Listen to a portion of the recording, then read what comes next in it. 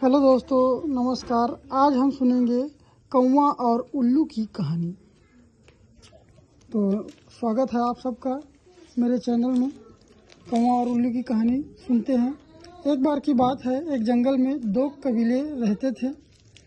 एक कबीला कौवों का था और दूसरा उल्लुओं का। उल्लू ताकतवर थे और अपनी ताकत का गलत इस्तेमाल करके कौवों को हमेशा परेशान करते थे। कौवे खुश नहीं थे, लेकिन कुछ नहीं कर सकते थे।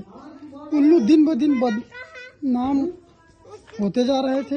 एक दिन उन्होंने सभी कौवों को मारकर उनके इलाके पर कब्जा करने का फैसला किया। उल्लू राजा कौवों को धमका रहा है।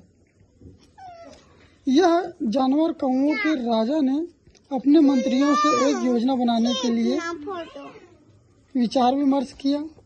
वह चाहता था कि उसकी प्रजा उल्लू के हमले से बच जाए। नीला कौवा मंत्री सबसे बुद्धिमान था।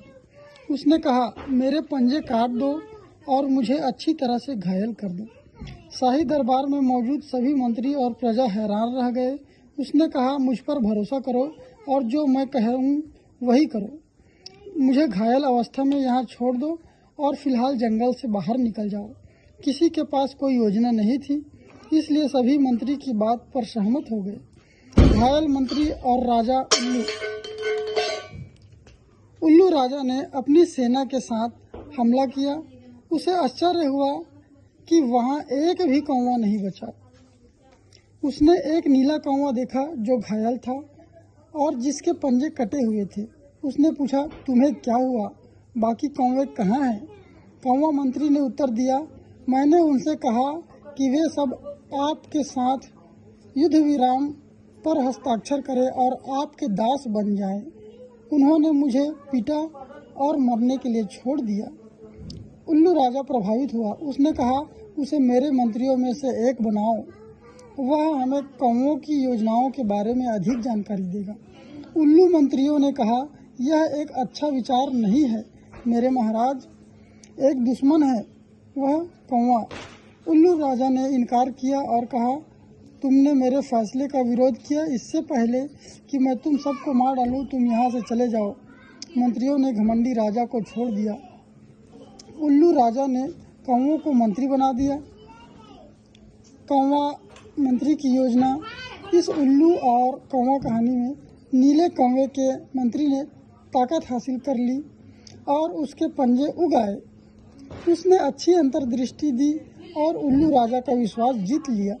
एक दिन उल्लुओं ने मंत्री से पूछा, सर्दी आ रही है, हम बेहतर घोंसला कैसे बना सकते हैं? कौवा मंत्री ने जवाब दिया, सूखे पत्ते, टहनियों और पंख इकट्ठा करो। वे घोंसले को मजबूत और गर्म बनाएंगे। सभी सहमत हो गए और पत्तियां, टहनियों और पंखों से नए घोंसले बनाने लगे। रात को कौवा मंत्री अपने घोंसले से बाहर निकला और अपने कबीले के पास पहुंचा। उसने आग लगाओ कहा। आज रात वह रात है जब हम उल्लुओं को मार देंगे और यह सब खत्म कर देंगे। उस रात सभी कौवे आग लेकर आए और सभी उल्लू के घोंसले में आग लगा दी।